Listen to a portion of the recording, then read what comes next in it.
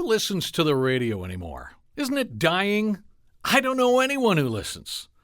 Does this sound familiar to you? Have you been caught at a party with a misguided miscreant spreading these falsehoods, but you can only come up with a reply at 3 a.m. while lying awake and staring at the ceiling?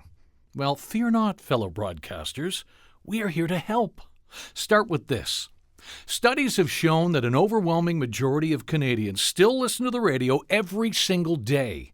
In fact, every week, Canadian radio stations reach 85% of our country's population. That's 33 million people. Your miscreant friend probably even listens. Ask them what they do in the car. Often you'll get, "Oh, well, yes, I only listen while I'm in the car," but that's all. Well, the average Canadian commutes 24.5 minutes one way to work.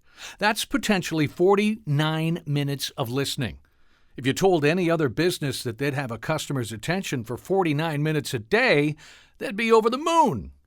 So you can tell them these stats, but maybe they'll come back with something like, "Oh, that's older people, but younger people aren't listening anymore." Wrong.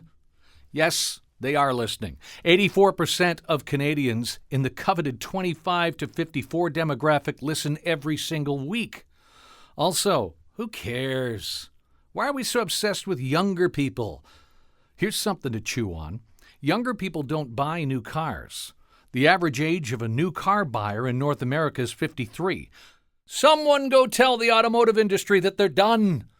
Why are we so focused on getting youth when we have a massive existing audience with a ton of money? And you know what happens to young people? They get older. They get married, they have kids, they want something to listen to while driving little Aiden to soccer.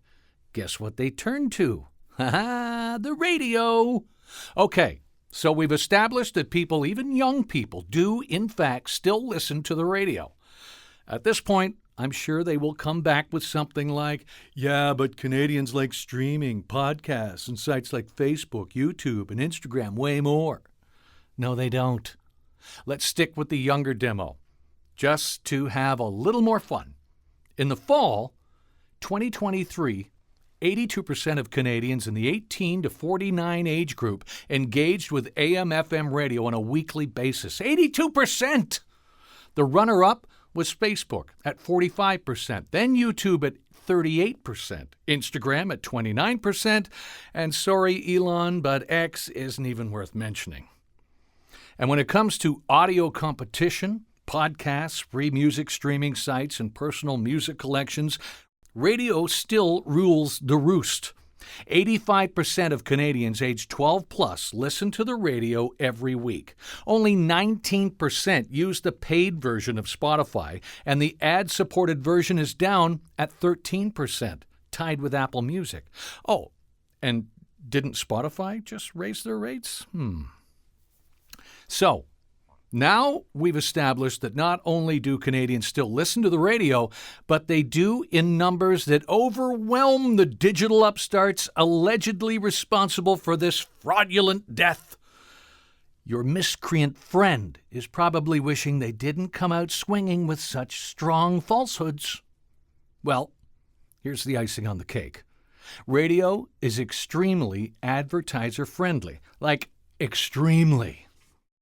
Live radio has the largest share of ad-supported audio audiences that reach Canadian consumers every week, a whopping 74%, while podcasts are just 15% and free music streaming at a measly 11%.